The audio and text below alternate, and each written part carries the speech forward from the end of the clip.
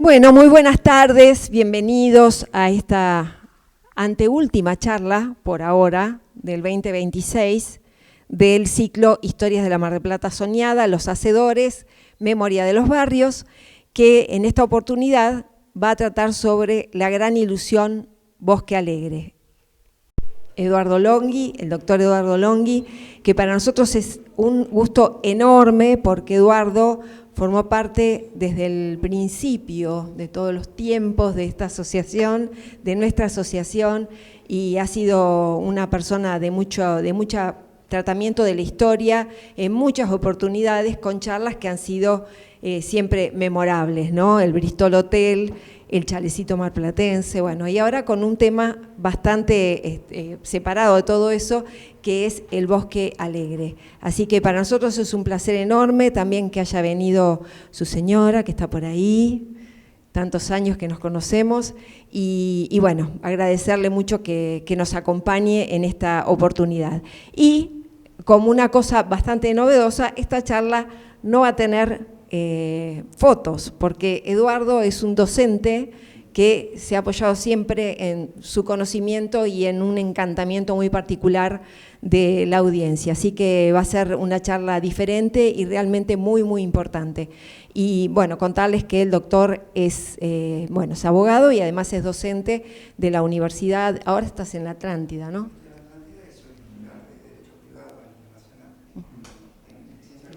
Muy bien, bueno, todo eso y vamos a disfrutar de esta charla del día de hoy. Muchas gracias.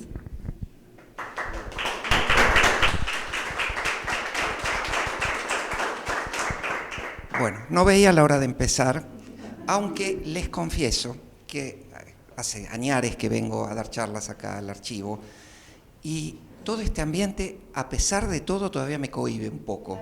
No tengo pánico escénico porque doy clase en la universidad hace 40 años, así que imagínense ustedes que uno está práctico en esto. Pero veo la araña esta que era del Bristol.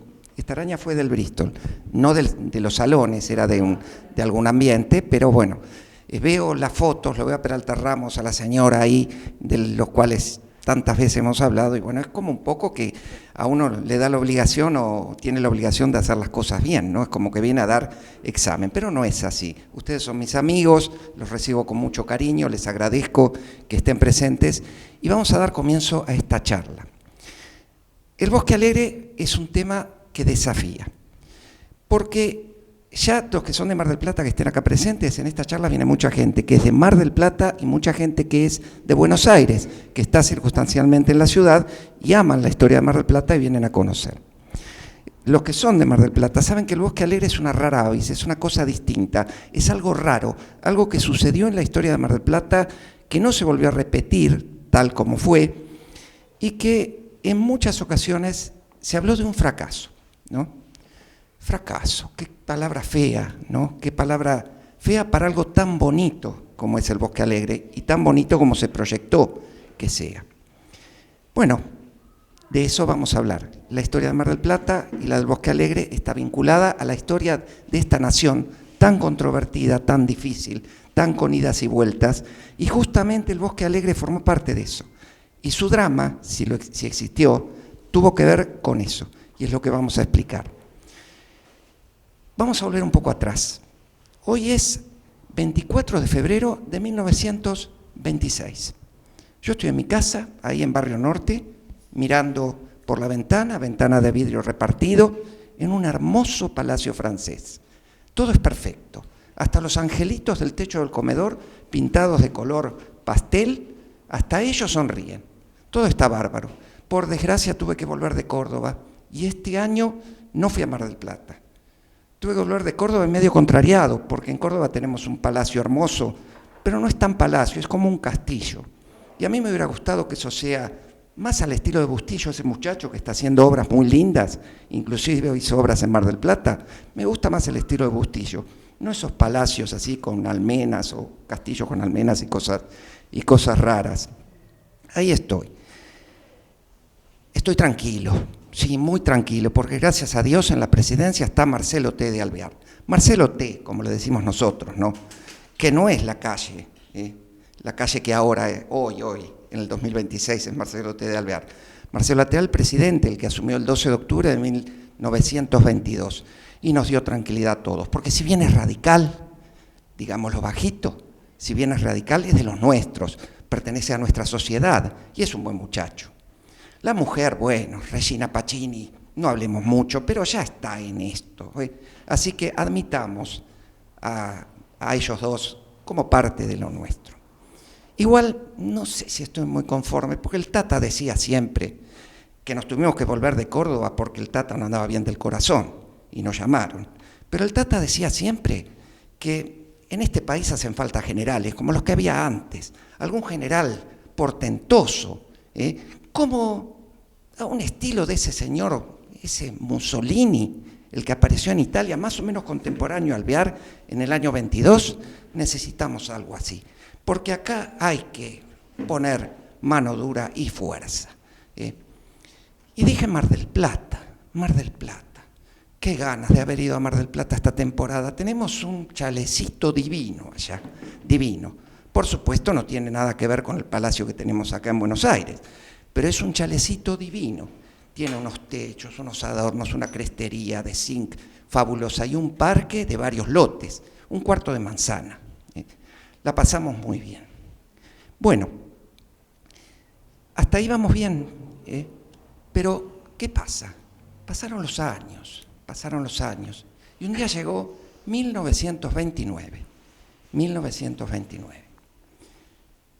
Este joven o este hombre que estuvo hablando recién, siguió pasando desde el año 20 y pico hasta el año 29, hermosas tardes de sol en Palermo, siguió caminando y andando en su auto, la Voiture, que lo tenían en un garaje cerca del Petit Hotel, porque no tenían garaje en el Petit Hotel. Cuando se había construido no lo tenía.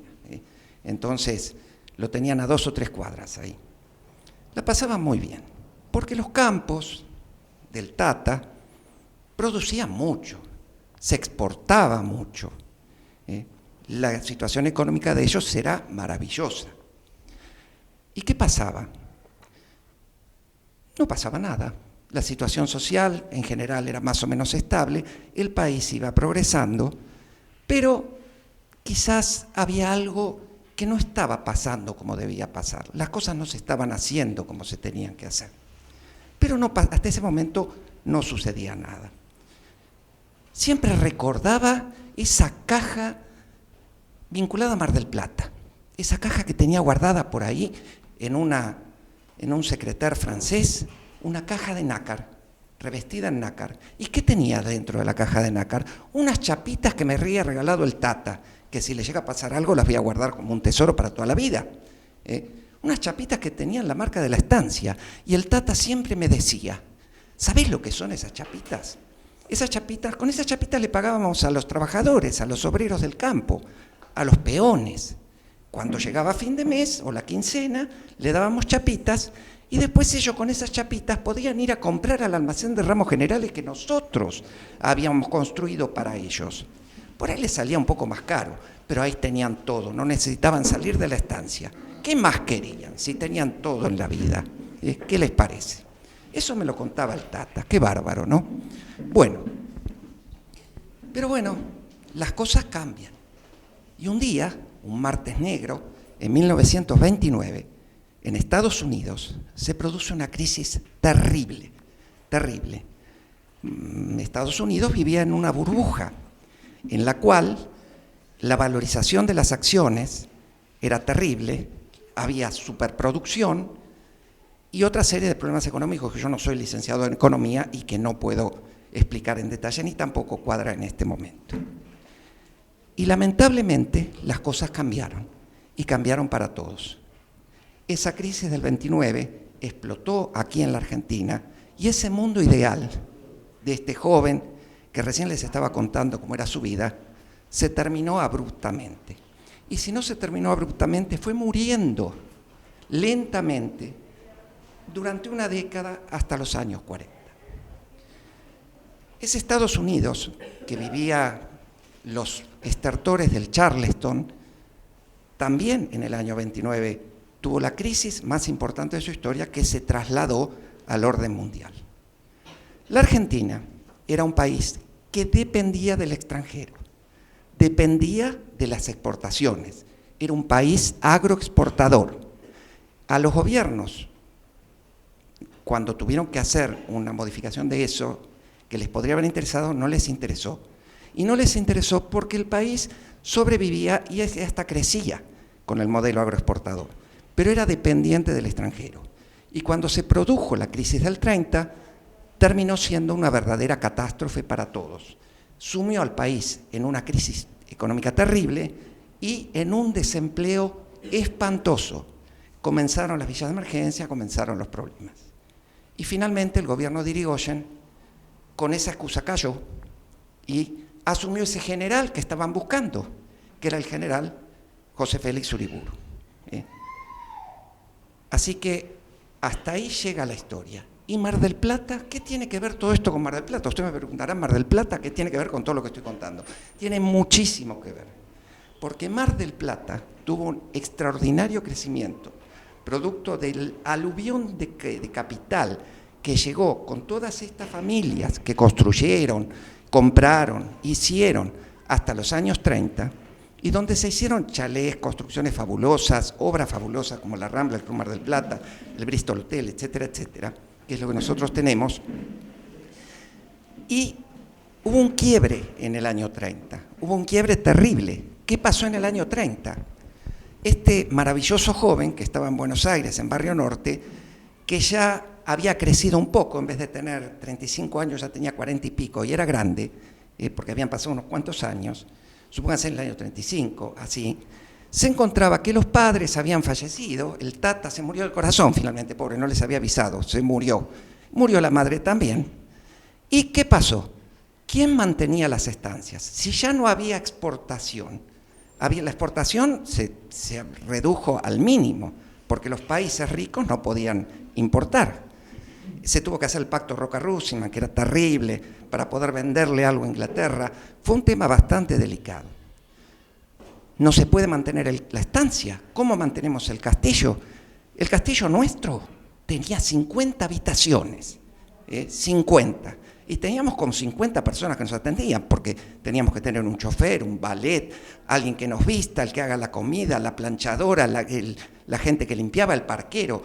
No sé cuánta gente teníamos, yo no me acuerdo, pero ojo, que la de la vecina de al lado tenía otro castillo cerca del nuestro y tenía 100 habitaciones, no se crean. ¿Y saben cuántos eran de familia? 10, nada más, pero tenían 100 habitaciones. ¿Qué va a hacer? Sobraba y había que tenerlo. ¿Quién mantenía eso después? ¿Quién lo mantenía? Entonces comenzaron las ventas. Y eso pasó en Mar del Plata. A partir de entre el 30 y el 40 empezó ese cambio que generó primero que ya no se construía más lo que se construía. Y segundo que si no se vendían los chalés antiguos, esos que ustedes ven en las fotografías, quedaban a la buena de Dios, porque el mantenimiento no se les hacía, no se cuidaban y saben lo que es Mar del Plata, es una ciudad destructiva. Es maravillosa, pero con respecto a las construcciones, a la edificación, es destructiva. El óxido, se deshace el revoque, las humedades. Bueno, imagínense esos chalés construidos con techos, con cubiertas de tejas o con tejuelas, con mucho zinc.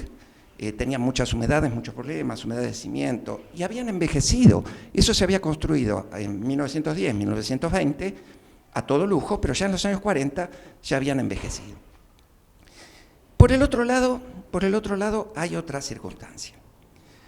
En 1900, del 14 al 18, fue la Primera Guerra Mundial, ustedes lo recuerdan, todos lo hemos estudiado en el colegio. Después, el ganador fue Estados Unidos de la Primera Guerra Mundial. Europa quedó destruida.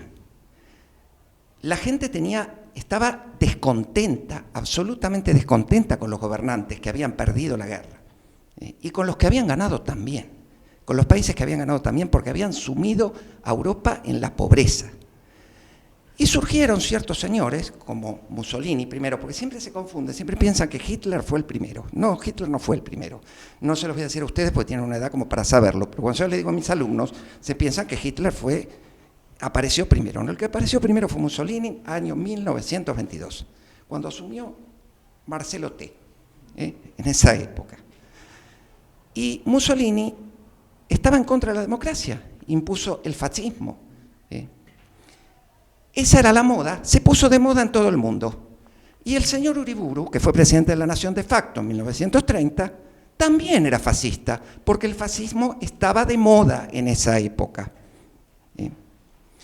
Y Uriburu impuso, aparte de lo que pasó con las familias tradicionales que venían a Mar del Plata, que entraron en decadencia, se subdividían las herencias, eran 5 dueños del chalet, nadie se ocupaba de nada, dejaban de venir a Mar del Plata, porque preferían ir a Europa, si les quedaba para ir a algún lado, se iban a Europa, no a Mar del Plata. Entonces, ese es un factor. Y después tenemos el otro factor, que es mucho más importante que ese. La política del fascismo era populista. Necesitaban del concurso de las grandes masas populares para que los apoyen y para lograr mantenerse en el poder, en definitiva. Eso era indispensable. Entonces, de alguna manera gratificaban a las masas populares. Y el fascismo argentino, el gobierno de facto de la década infame, que más o menos se ubica después del 30, una década, no coincide exactamente, pero se le dice así. Durante esa época comenzaron un plan, ya viendo lo que pasaba con Mar del Plata, comenzaron un plan para popularizar a Mar del Plata. Mar del Plata se tenía que convertir en un balneario más popular. Tenía que dejar de ser el balneario elitista y convertirse en un balneario más popular. Así que fíjense todos los cambios que se fueron dando en tan poquito tiempo. Y ahora vamos a llegar al Bosque Alegre, porque el Bosque Alegre viene después de esto, no es que quedamos con esto. Se tenía que convertir en un balneario popular. Y hay todo un plan de urbanización de Mar del Plata, del gobierno de la provincia de Buenos Aires. En realidad se iban a hacer cambios en toda la provincia de Buenos Aires, pero había 2 sectores, uno de Salomone, que era un arquitecto que se encargó del interior de la provincia, y Bustillo, que se iba a encargar, ese chico que hacía lindas cosas, en el año 17, 18, hacía lindas obras. Bueno, después le dieron Mar del Plata para que haga lo que quiera, porque José María Bustillo, el hermano de Alejandro era el arquitecto, José María era ministro de Obras Públicas del gobernador de la provincia de Buenos Aires. Entonces, había una vinculación y lo más lindo se lo dieron a él. Le dijeron, toma, tenés Mar del Plata, haz lo que quieras. La idea era popularizar Mar del Plata, que venga más gente. ¿Y lo lograron? Sí, lo lograron. De 1930 a 1940, 500% subió la cantidad de turistas que venían a Mar del Plata. 5 veces más. ¿Y qué cambios hubo? Muchísimos. Los más grandes se dieron en el año, más o menos en el año 38, cuando ya comienzan las obras y se inaugura primero el casino, porque no, todo el mundo ve el casino de Hotel Provincial y dice, esto siempre fue así. Porque uno tiene la idea, ¿no? La tendencia a que cuando ve una cosa parece, siempre fue de esa forma. No fue así. Primero se inauguró el casino y 10 años después más o menos el Hotel Provincial. El casino en el 38 y el Hotel Provincial en el 49, si no me equivoco. Bueno, son números, uno se puede equivocar. Y es así. Las obras del casino, la nueva municipalidad, el Parque San Martín, muchísimas obras se hicieron en Mar del Plata que la cambiaron y la popularizaron, la hicieron más popular. En el 43 termina el Bristol, el 44 que fue, termina el Bristol, la última cena famosa del Bristol Hotel. Hay cambios trascendentales para la ciudad. ¿Y qué proyecto tenían de Mar del Plata? Y acá vamos a la parte esencial. ¿Qué proyecto tenían de Mar del Plata? El proyecto de Mar del Plata de ese momento era el proyecto de una Mar del Plata lineal.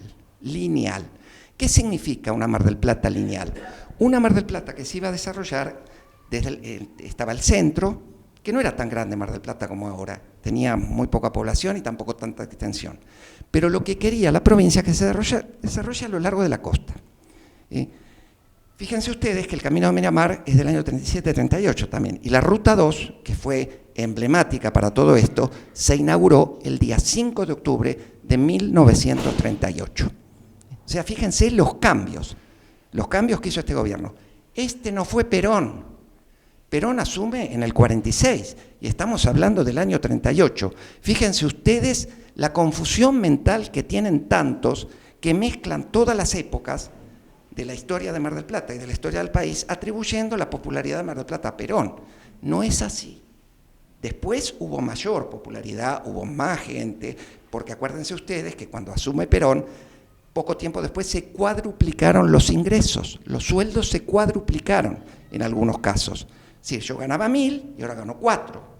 La gente podía irse de vacaciones, podía comprar una cocina, podía meterse en un crédito para una casa, etcétera, etcétera. Irse de vacaciones a Mar del Plata era emblemático, era poder acceder a algo impensado.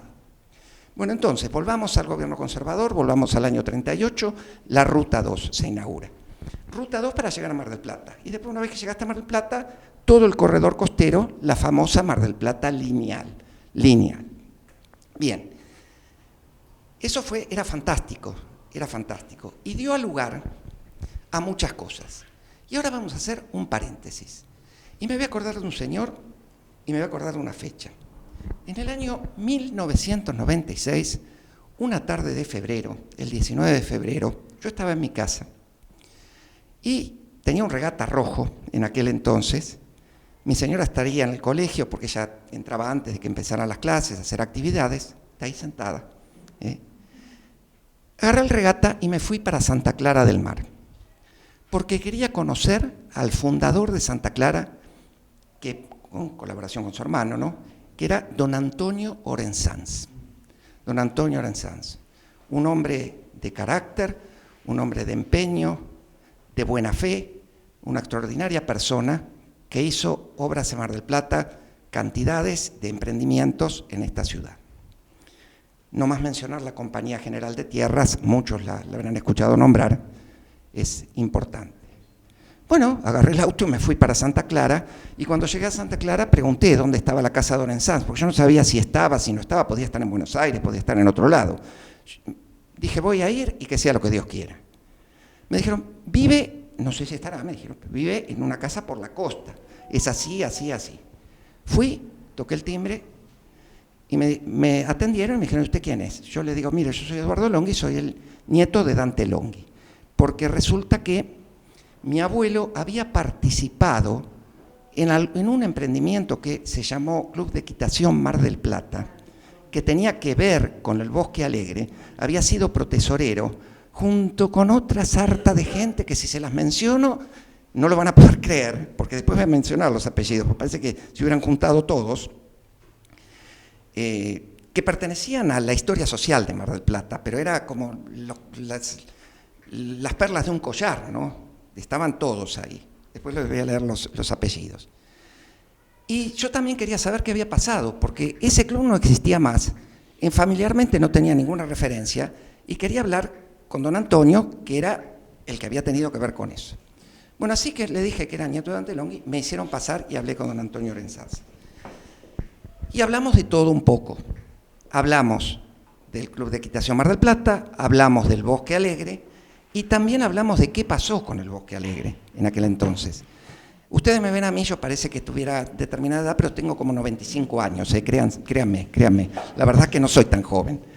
Pero en aquel momento ya era grande y siempre estuve con las cosas de la historia de Mar del Plata y podía hablar con él, no de par en par, porque por supuesto es un hombre que conocía muchísimo más que yo, pero algún conocimiento tenía. Así que estuve con él y me contó muchas cosas de lo que había pasado con el Bosque Alegre y con el Club de Equitación Mar del Plata. El Bosque Alegre eran 24 hectáreas y lo siguen siendo.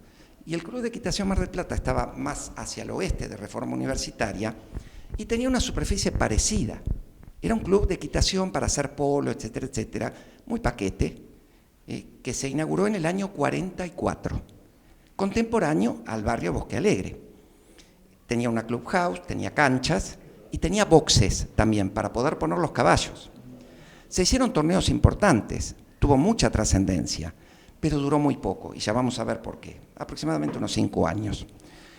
La casa, yo fui a ver después lo que era la clubhouse, y la clubhouse que tenía una torrecita, que se yo, muy linda.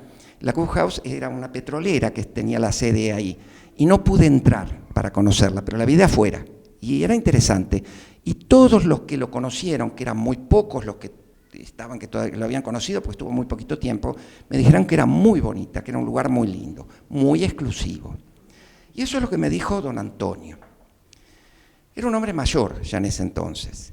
Y lo principal que me contó, él me dijo que él había nacido en 1911 en Aragón, en España, en un pueblito de Aragón, muy chiquito, que tenía una familia más o menos grande, allí en el pueblo, que las cosas no iban bien, que el padre era carpintero de profesión y de oficio, carpintero, de los carpinteros de antes que cortaban el árbol y hacían el mueble con ese árbol del principio hasta el fin, que casi no usaban cola en esa época, lo hacían tal a la perfección que no era necesario ni usar cola de carpintero.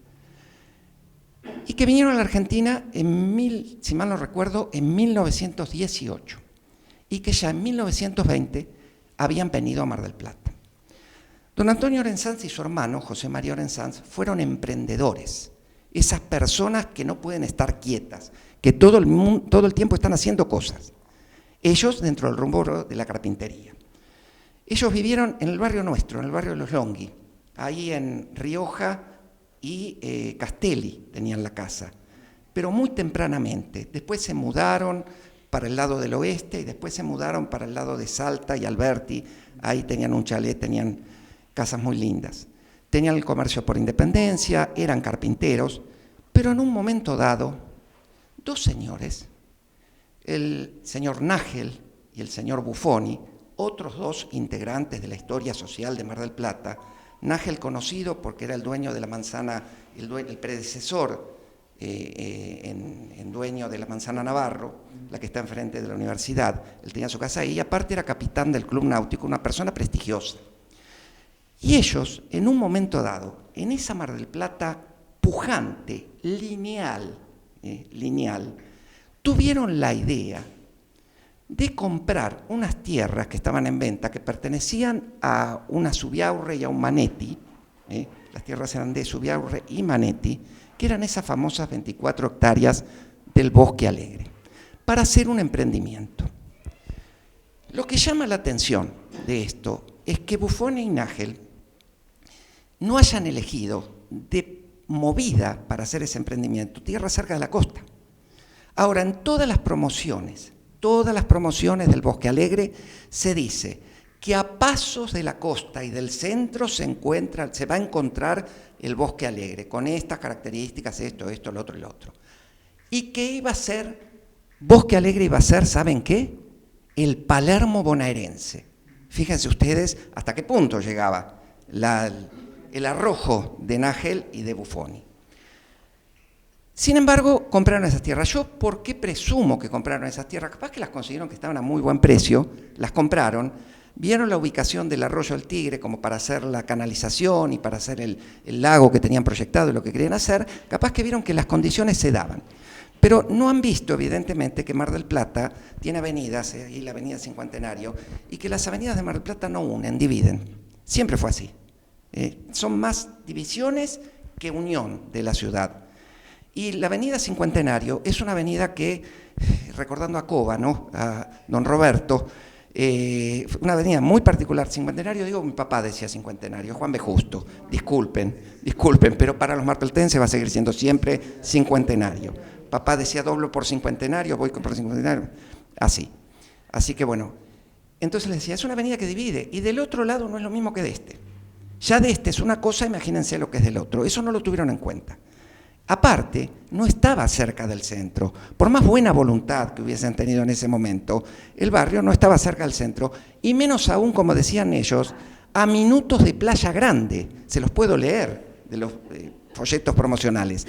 A minutos de Playa Grande. De Playa Grande no estaba a minutos. Decían de Playa Grande la mejor playa de Mar del Plata. Consideraban a Playa Grande en ese momento, así la llamaban la mejor playa de Mar del Plata. Bueno, ¿y qué tiene que ver Antonio Orensanz con Buffoni, con Nájel, con el golpe del 30? Tiene que ver. ¿Por qué? Porque en ese momento ya Antonio y José María tenían la idea de comenzar a hacer emprendimientos y loteos en Mar del Plata. Entonces, cuando se enteraron del emprendimiento de Bosque Alegre, inmediatamente quisieron participar, compraron acciones. En realidad el primero que las compró fue José María. Y después se sumó Antonio Orensanz para participar. Y después formaron parte del directorio y de la administración de Bosque Alegre SRL. Ellos comenzaron a participar muy activamente. E inclusive, una vez que empezaron a participar de Bosque Alegre, ¿qué hicieron? Fundaron la Compañía General de Tierras, que tenía su sede, se acordarán ustedes, ahí en la calle San Martín, Hipólito Yrigoyen, un local grande que parecía que había quedado, no sé, como en el pasado, que uno pasaba y parecía como que había quedado allí hace 20 años atrás, porque no había sufrido ni tenido ninguna modificación, había quedado así. En los años 80 me estoy refiriendo, 80 y pico. Antes no, antes era un lugar moderno, etcétera, que había tenido mucho impulso. Les digo porque lo conocí bien, porque yo trabajaba arriba, en un estudio jurídico. Así que ahí estaba la Compañía General de Tierras. Y bueno, y ellos, viendo el emprendimiento de Bosque Alegre, crearon esta Compañía General de Tierras que después llegó hasta ser la fundación ¿de qué? De Santa Clara del Mar, en el año 1948, 49, por ahí. O sea que fue muy importante. Ahora, ¿qué sucedió?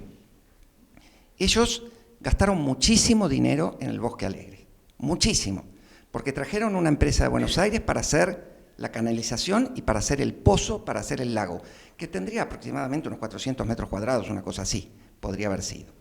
No sé, la medida exacta no la sé, no la pude encontrar, pero un laguito más o menos respetable que era navegable. Se podía navegar, había peces de colores, y es más, ¿quieren algo más todavía?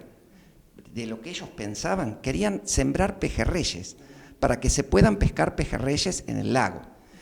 Y tenían todo pensado porque el tema era la composición del agua y la posibilidad de que el agua se mantenga fresca. Entonces habían instalado como una especie de cascada, y en esa cascada una bomba que mantenía el agua que vaya circulando, se vaya moviendo, y eso permitía que el lago tenga vida, tenga oxígeno y tenga vida. Después también se hicieron cargo de la iluminación. La iluminación tenían unos postes de palmera con farolas y qué sé yo, que la iluminación la pagaban ellos. Y el mantenimiento del club y los gastos del parquizado y de la gente que trabajaba, también lo hacían ellos. Y don Antonio me dijo que les resultó sumamente costoso porque no les fue bien. ¿Saben quién hizo los primeros dos remates? Los dos primeros remates los hizo Peraca, Rodolfo Peraca. Rodolfo Peraca, aquel que tenía oficinas en París, el famoso Rodolfo Peraca. Hizo el primer remate, le fue mal. El segundo remate, le fue mal. ¿Qué remataban? Lotes muy grandes, de 20 metros de frente. 20 metros de frente. Después hubo que reducirlos, tuvieron que hacer una nueva subdivisión y hacer lotes de 10 metros de frente porque eran invendibles. Y remataban 12 chalets que se construyeron 2 hermosos chalets, se llamó a concurso, y de 200 proyectos creo que se presentaron, eligieron 12 y se construyeron, que todavía están, modificados algunos, qué sé yo, pero todavía están. Bueno, esos fueron los primeros remates, y después el tercer remate, un tiempo después, lo hizo Vinelli. En el tercero por ahí algo vendieron, pero ya les dije, estaban tapados por las deudas. Tenían deudas con los... En Mar del Plata había en ese entonces 5 bancos. El Banco de Londres, el Banco de Italia, el Banco Español, el Banco de la Provincia, el Banco Nación. Me parece que eran esos. No sé, alguien que tenga más edad que yo que se acuerde. No más de 90. Pero bueno, capaz si estuviera Mirta Legrand se acuerda, porque cumplió 99. Bien, así que les digo, el remate lo hizo Vinelli, iban recaudando fondos, pero los fondos se iban, porque era un barril sin fondo el Bosque Alegre. Y arregló con los bancos en 5 años pagar la deuda. Y me contaba Antonio que sí, que él lo pudo pagar, que lo pudieron pagar, pero que en el interín tuvieron que cerrar el club de equitación, porque era el peor barril sin fondo del proyecto ese. Bueno, y así fue como surge Bosque Alegre. Quiere decir, entonces, que el auge y caída de Bosque Alegre, no fue exógeno, no tuvo que ver con la situación nacional, en principio, porque nosotros podríamos decir, si durante los gobiernos de la década infame se buscó que las masas populares accedieran a Mar del Plata, tendrían que haber comprado terrenos, tendrían que haber comprado lotes en el Bosque Alegre y otras cosas más que hubieran en la ciudad, porque tenían un poquito de mejor nivel económico y podrían haberlo hecho. Sin embargo, no lo hicieron. Tenemos que reconocer que fue endógeno, el problema fue endógeno. El Bosque Alegre no progresó por esos dos motivos, porque estaba muy lejos del centro y muy lejos de las playas. Y el turista busca la cercanía a las playas, y el marplatense busca la cercanía al centro. Entonces, lamentablemente, eso no prosperó al principio por esas razones. Con el paso del tiempo, el Bosque Alegre fue adquiriendo, porque era un lugar hermoso. Ustedes saben que se plantaron todo tipo de árboles. Cerca del lago se plantaron sauces y plátanos. Después se plantaron otro tipo, cualquiera, desde casuarinas, robles, todo tipo de árboles, todos los que pudieron los plantaron en los alrededores. Forestaron maravillosamente. Y las calles eran, a mí me hace acordar cuando yo era chico y después se hizo el barrio Constitución, ¿no? Con esas calles así medias sinuosas. No son sinuosas las calles del Bosque Alegre, así que no sé por qué me hace acordar, pero eran circulares y tenían nombres de árboles y lo siguen teniendo. Y con el paso del tiempo, el Bosque Alegre siempre estuvo en el mismo lugar, pero la ciudad se fue acercando y no dejaba de ser un lugar maravilloso. Y mucha gente se instaló ahí por la belleza de los árboles, del paisaje, del lago, y la capilla hermosa, la capilla de Nuestra Señora del Huerto, que la construyó, fíjense ustedes si no iban a tener un quebranto, la construyó la misma sociedad, Bosque Alegre SRL, y un dato curioso, a la gente le gustan todos estos chismes, es lo que más le gusta, y a mí también, porque los historiadores somos chismosos, eso sépanlo. Los historiadores, si no fuéramos chismosos, no podríamos hacer historia. En esa capilla se casó José María Orensanz, y el que ofició la misa fue no era obispo, era vice no sé cuánto, de La Plata, Monseñor Chimento era, muy famoso en esa época. Vieron que los prelados, los altos prelados, eran muy respetados. ¿Se acuerdan ustedes las vestimientas, todo el boato que eso representaba? Imagínense llegando a Mar del Plata y yendo a casar al hermano de Antonio, ¿no? Lo que fue todo un acontecimiento social en la capilla de Nuestra Señora del Huerto. Así que imagínense eso. Bueno, decía que con el paso del tiempo, si bien Bosque Alegre no se acercó al centro, se cumplió la profecía. El centro se acercó a Bosque Alegre, las playas no. Pero el centro se fue acercando porque la ciudad fue creciendo y fue cada vez estando más cerca de Bosque Alegre. En razón de eso, empezó a prosperar. Pero bueno, ustedes saben cómo es Mar del Plata, ustedes saben cómo son las regulaciones en Mar del Plata. Saben que hay veces que hay regulaciones para uno y no hay regulaciones para otro, que hay veces que hay empresas que tienen que cumplir con muchos recaudos y otras, misteriosamente, y debe ser por una cuestión milagrosa esto, no lo cumplen. Y había una empresa muy famosa que fabricaba una bebida cola, que estaba instalada a la vera del arroyo que alimentaba el lago, que empezó a tirar los desechos en el arroyo. Y ustedes saben lo que pasa cuando se rompe una bomba, no se mueve el agua, queda el agua estancada y encima empiezan a llegar desechos de una fábrica, en definitiva, es como si fuera una fábrica, de una embotelladora y no sé, lavaban las... Claro, lavaban y tiraban todo ahí. Iba para ahí, sí, y desechos también. El lago se pudrió y era una fábrica de mosquitos. Una fábrica de mosquitos, terrible. Imagínense el golpe que fue eso para la gente que vivía en Bosque Alegre. La tristeza que es ver que se les estaba pudriendo el lago y que la municipalidad no hacía nada. Decía, mira, ay, sí, el lago está feo, qué lindo. Y ahí estaba, y así se pudrió, así se terminó. Y en el año 72 lo que decidieron es taparlo, lo rellenaron.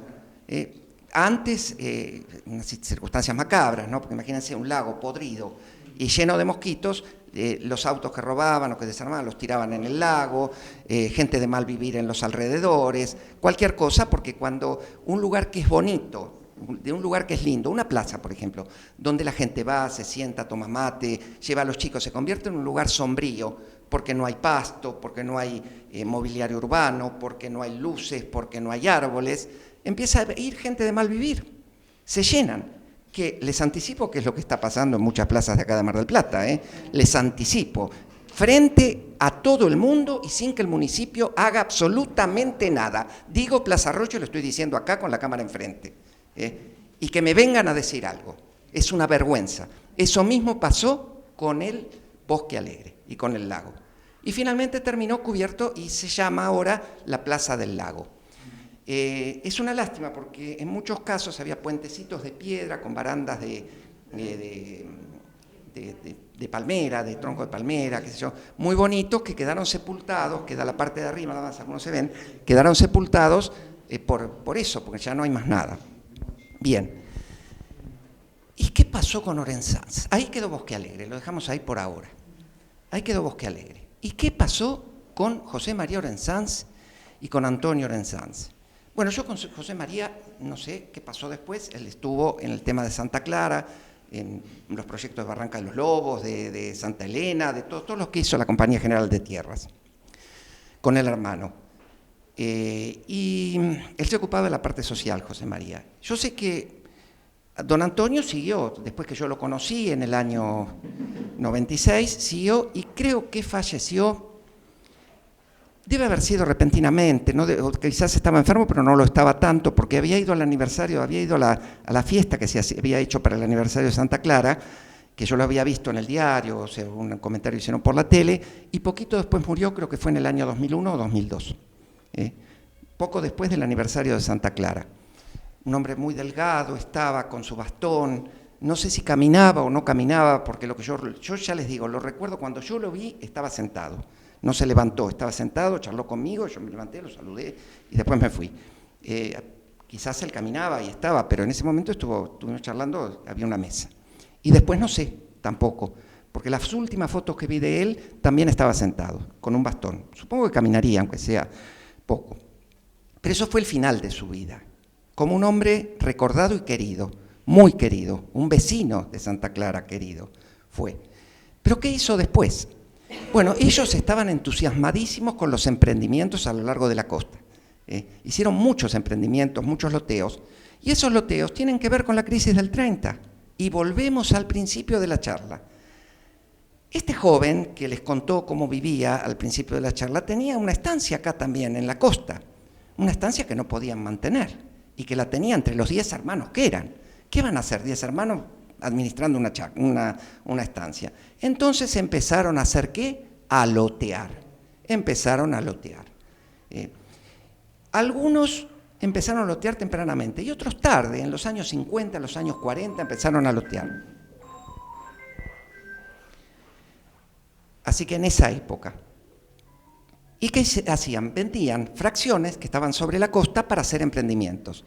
Y Orensanz, que no era ningún tonto, compraba las fracciones, las daba trabajo, porque daba trabajo a agrimensores, daba trabajo a quienes hacían los asfaltos con macadam y asfalto arriba, daba trabajo a todo el mundo, era fantástico eso. Generalmente instalaba la usina o lo que producía la luz y la daba gratis. La daba gratis, no cobraba la luz. Vendía los lotes y les daba la luz. Bueno, montones de cosas, se dedicaron a eso. ¿Les fue bien o les fue mal? Bueno, y ahí viene de nuevo la historia del país. Viene de nuevo. Yo les hablé de una Mar del Plata lineal sobre la costa. La Argentina tenía un código civil de Vélez Sarsfield, Dalmacio Vélez Sarsfield, del año 1870 más o menos, para darles una idea. Cuando se hizo el Código Civil, era muy adelantado, era un Código Civil maravilloso, les puedo decir que era maravilloso, inclusive tenía una serie de notas para cada artículo, como no había libros en esa época, porque comprar los libros era carísimo, para los estudiantes de Derecho tener el código con las notas que explicaban los artículos era algo fantástico, venía bárbaro. Y Vélez Sarsfield lo hizo así, el amanuense de él fue Victorino de la Plaza, el fundador de Miramar. Bien, entonces, seguimos. En ese código que él hizo, introdujo instituciones muy modernas, muy modernas. El código moldeó la Argentina. La Argentina que nosotros conocemos fue moldeada jurídicamente por ese código civil. Había también un código de comercio, había otro código penal, pero el código civil es fundamental porque el código civil regula nuestros derechos civiles, cómo se ejercen, a qué alcance tienen los derechos civiles, por eso es el código civil. por decirlo sintéticamente. No voy a explicar de derecho porque si no, no terminamos más. Bueno, entonces, fuera muy de avanzada, pero hay un instituto que le tenía tirria le tenía Vélez Sarsfield, que venía de Córdoba. Fue militar, fue escritor, político, todo lo que a ustedes se les pueda ocurrir fue Vélez Sarsfield. ¿Y cuál era ese instituto? ¿Sabe alguno? La propiedad horizontal.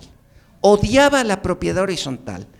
Él, cuando le hablaban de la propiedad horizontal, que él había conocido lo que sucedía en Francia, que era fuente de conflictos permanentes, de juicios y de todo, la propiedad horizontal no la quería instalar en la Argentina, porque él consideraba que la Argentina tenía mucho territorio y que no era necesario que exista la propiedad horizontal, construir edificios de 8 pisos para tener conflictos en el consorcio.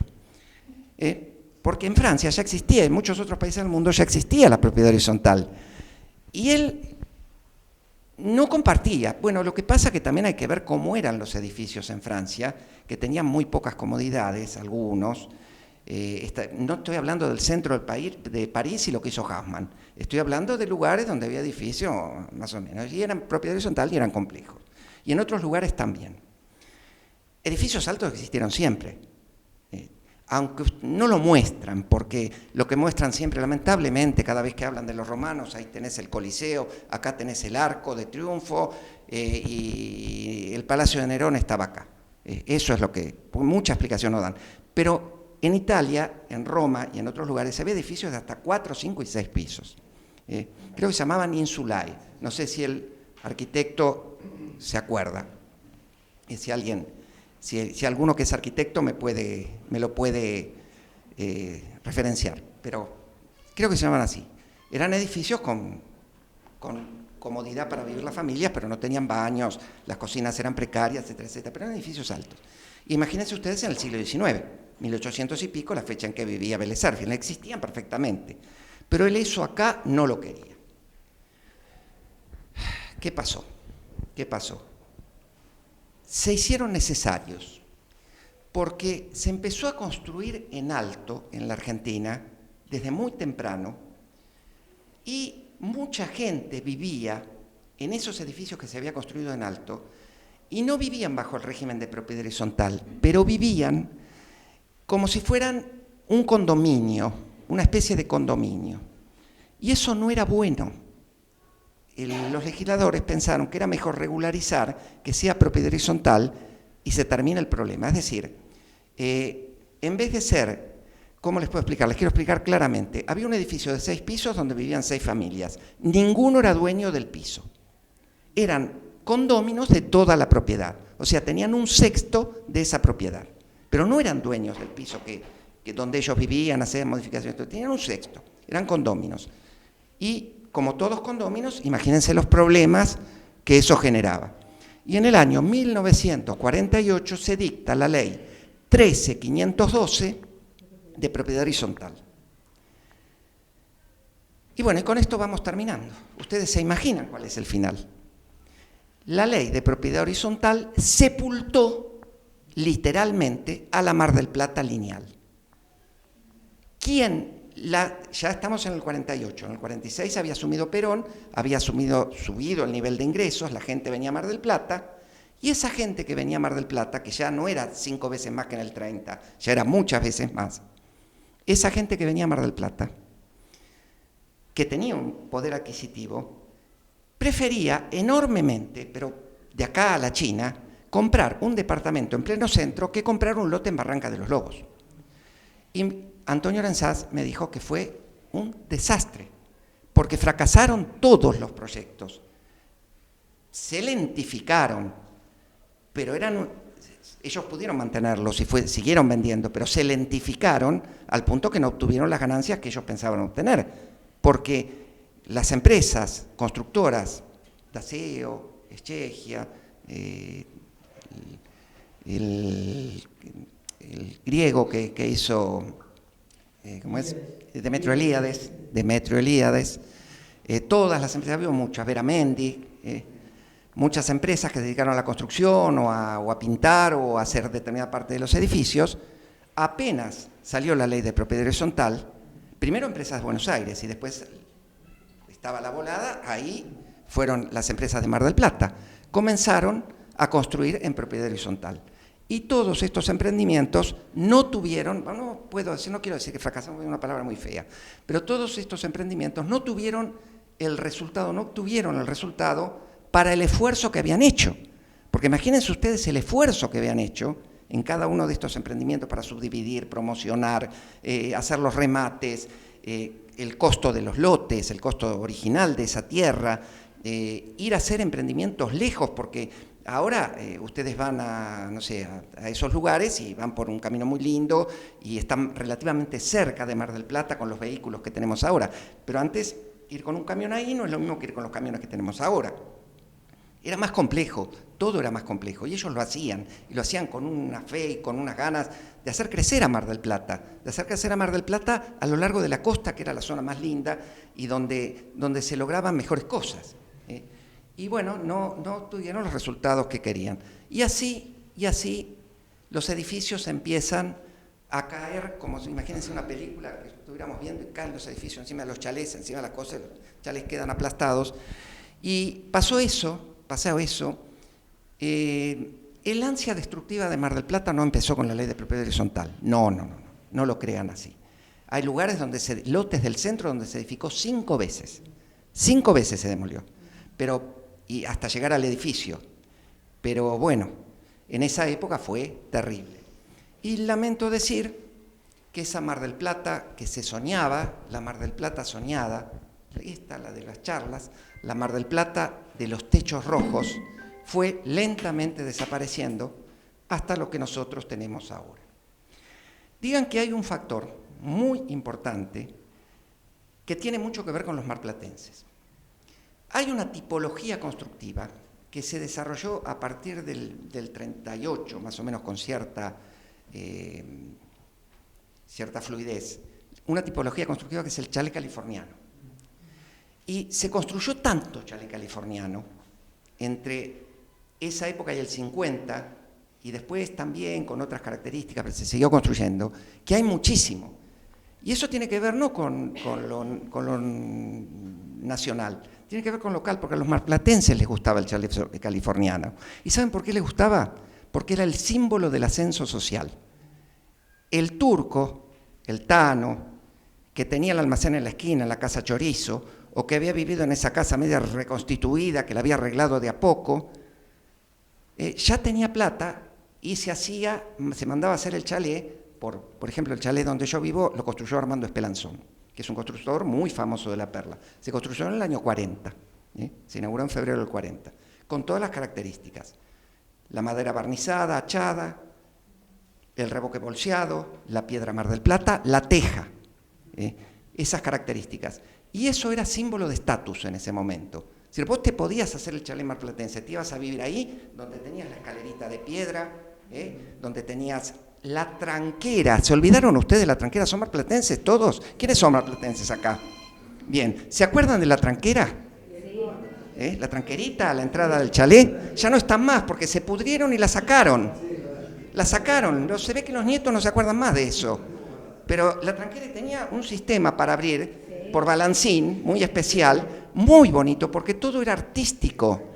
Bueno, todo era artístico y todo representaba y tenía un sentido. Y el sentido de esos chalés era el sentido del ascenso social. Entro al chalet con las cortinas que había comprado en el Ajuar, allá por Luro, con los muebles de Talo de Martínez Fontán, no sé, donde sea, comprados en Buenos Aires, pues los traían de allá también, de madera achada. Entro al chalet, ya me saqué de encima la casa Chorizo. Ahora yo soy fulano de tal, ya tengo el chalet. Y se construyeron centenares, porque en los años, ya les digo, había una posibilidad en Mar del Plata de crecer, porque si se trabajaba que en Mar del Plata se podía crecer, más con el auge en las temporadas, y después hubo un crecimiento general del país, del nivel económico de la clase media y de la clase trabajadora también.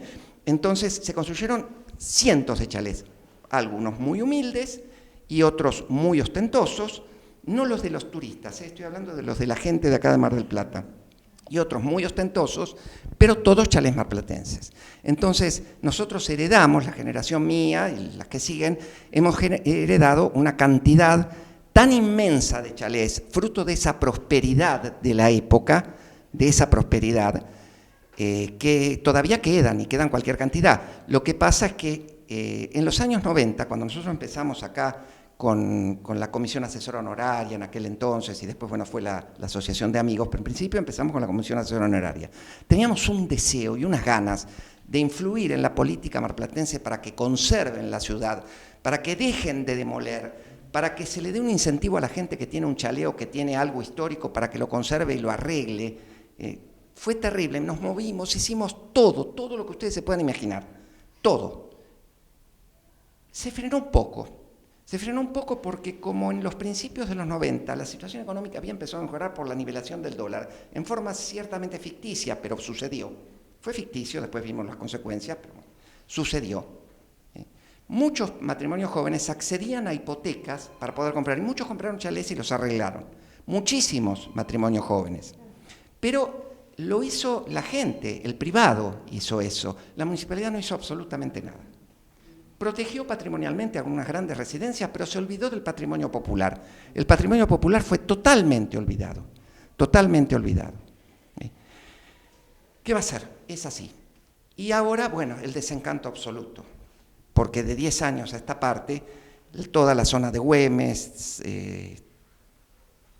todos los alrededores, vieron ustedes lo que pasó. Hay calles que son corredores de edificios, ya la oscuridad asumió, y no estoy en contra del progreso, no estoy absolutamente en contra del progreso, pero hay veces que me pregunto, ¿no hay ciertas cosas que hay que conservar de alguna manera? ¿No hay formas de hacerlo de otra manera? Yo no soy arquitecto, yo soy solamente abogado, soy un charlatán que me gusta hablar de Mar del Plata. En realidad no soy un charlatán, soy un marplatense más. Esa es la realidad, soy un marplatense más. Me acuerdo que Tilde Usquiano, ¿la recuerdan ustedes a Tilde? Yo la conocí, me acuerdo que estuve también cuando ella recibió honores en el Consejo Deliberante hace unos cuantos años atrás. Amorosa era. Y ella tenía un programa de televisión donde decía, Mar del Plata tiene historia y a mí me gusta contarla. Le hago este homenaje a ella. Mar del Plata tiene historia y a mí me gusta contarla. Y a mí también me gusta contarla. Y yo soy un marplatense más. Yo esta charla la hice como si fuera cualquiera de ustedes, cualquiera, que estuviera acá en el frente y hablara. Yo creo que cualquiera de ustedes, que quizás alguno tiene que leer un poco más, un poco menos, pero podrían hablar de la manera, los que son marplatenses, podrían hablar de la misma manera que estoy hablando yo. Yo hablo de corazón, con pasión y con cariño por esta ciudad que amo y que seguiré amando y que seguiré defendiendo. Bueno, les agradezco.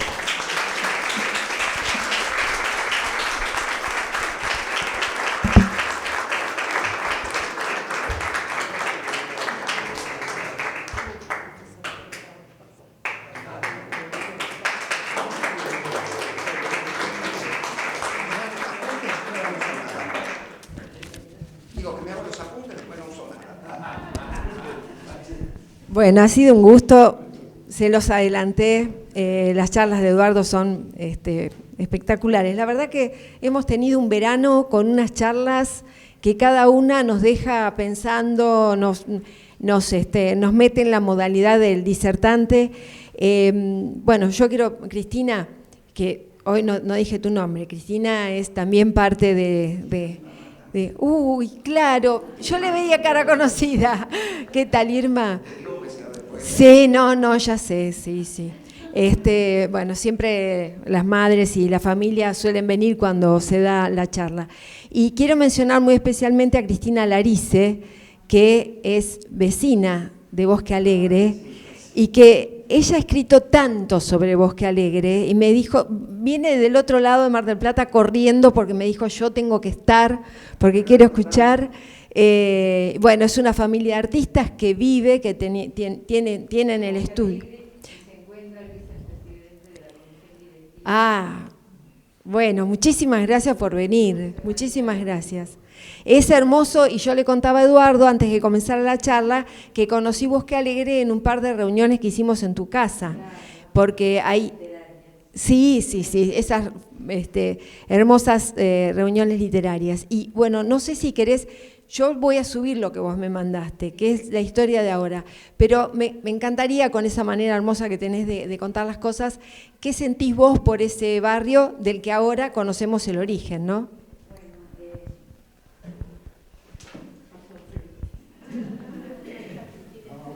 Si querés decir algo, porque somos vecinos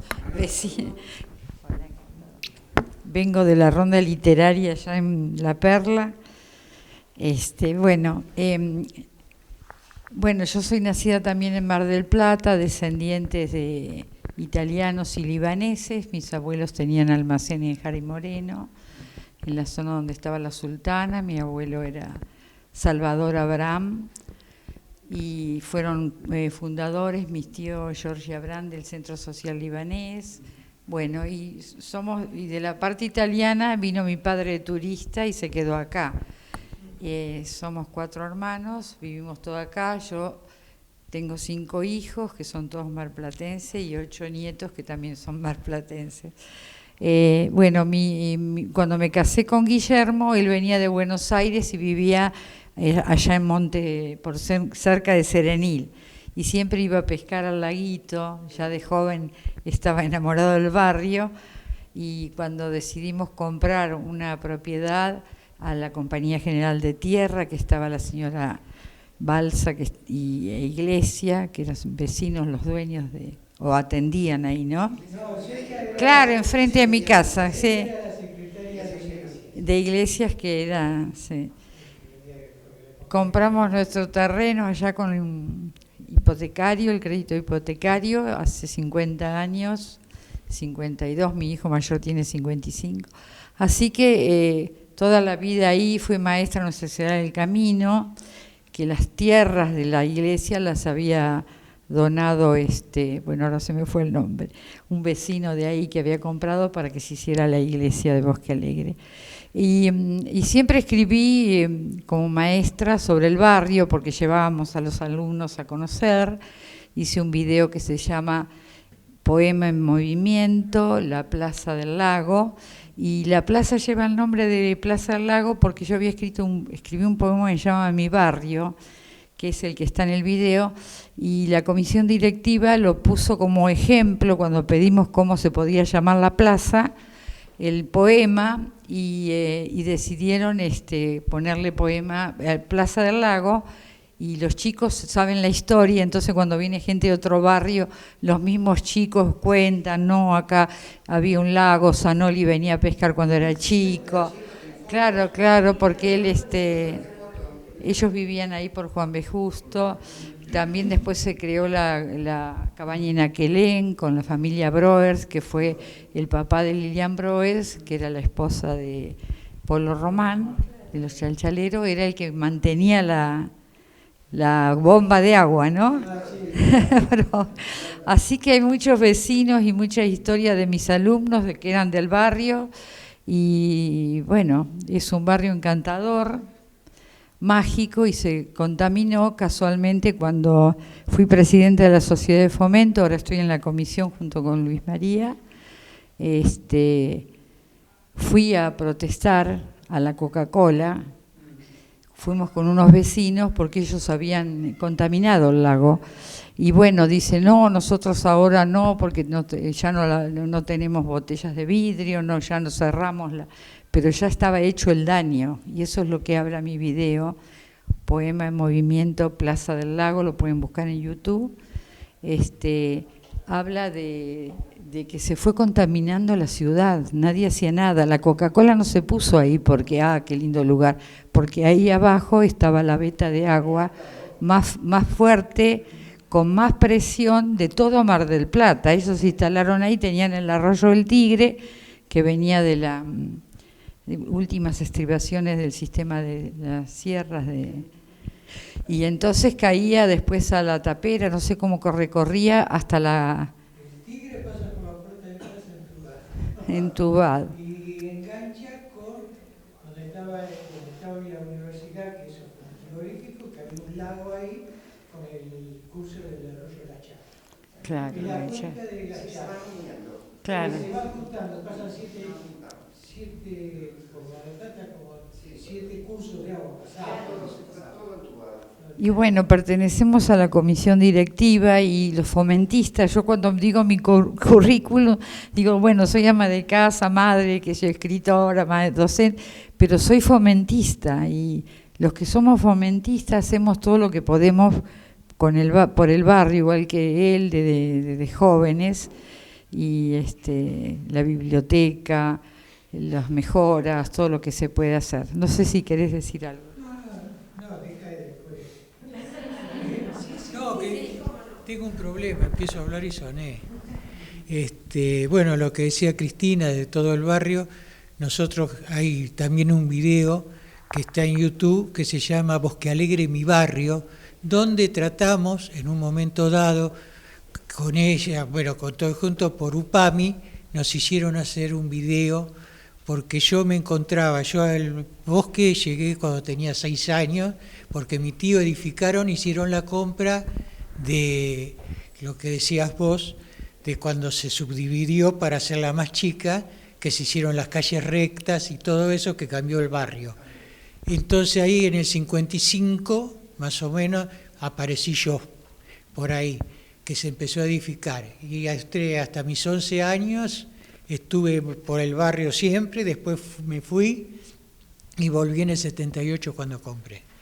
Claro, entonces el barrio lo veía que toda la gente que yo la veía, por supuesto, grande, se me estaba yendo. Entonces digo, che, vamos a hacer la historia del barrio para que tenga. Y nosotros, que yo eso es lo que te venía a ofrecer, tenemos en la biblioteca, tenemos fotos, tenemos videos, tenemos información, cosas que se hicieron, que pudimos guardar, que muchos nos dijeron que muy pocas sociedades de fomento tienen ese archivo del barrio. Entonces, viste, eso era lo que en parte te... Yo les cuento, cuando me propusieron, Patricia me propuso hacer una charla sobre el Bosque Alegre, traté de leer lo menos posible de otros autores. Había video, no vi ningún video. ¿Por qué? Porque de esa forma uno se contamina y comienza a repetir lo que dice el video o lo que dicen otros autores. Yo tenía suficiente conocimiento porque, ya les digo, miren, les voy a mostrar, para que me crean, porque no, es excelente. Acá está la dedicatoria de Antonio Orensanz del libro de él. Él el día ese que fui me regaló el libro.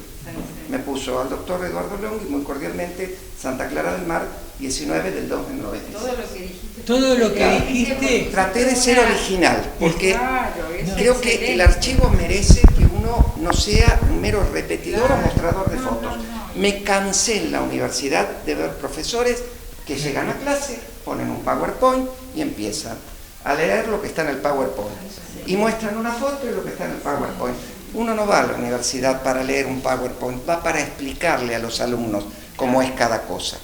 Y venir al archivo, que es un organismo de excelencia, donde me convoca Patricia Suárez, presidenta de la comisión del archivo, de la Asociación de Amigos del Archivo, que fundamos con Lidia Betaren por aquel entonces, era Asociación de Amigos, era Comisión Asesora Honoraria. En el 99 claro, después fue Asociación de Amigos. Primero Comisión Asesora Honoraria.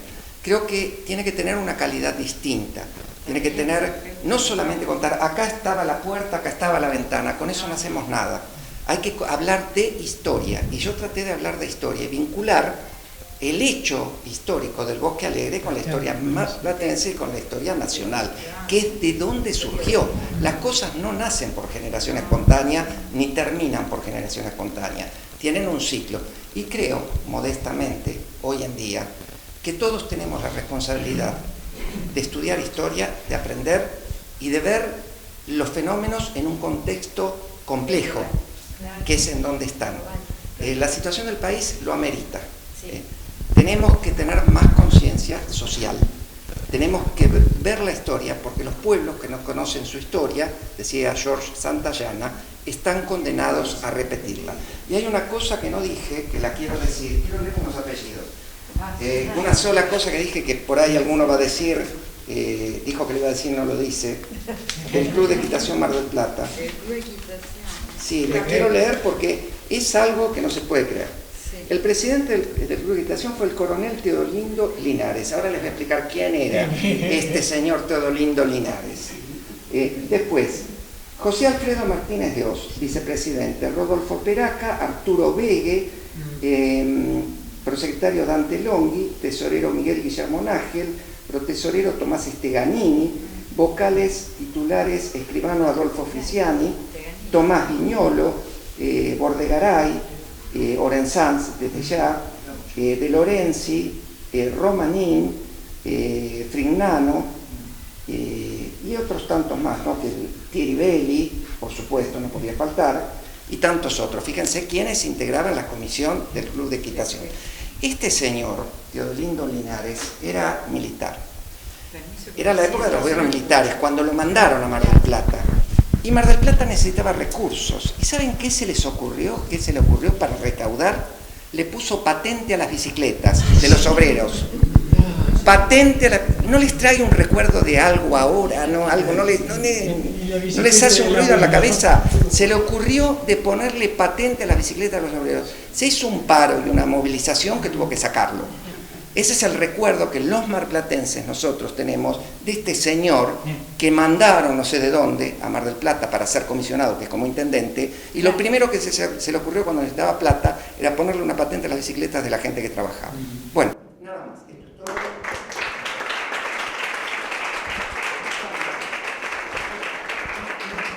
Bueno, muchísimas gracias.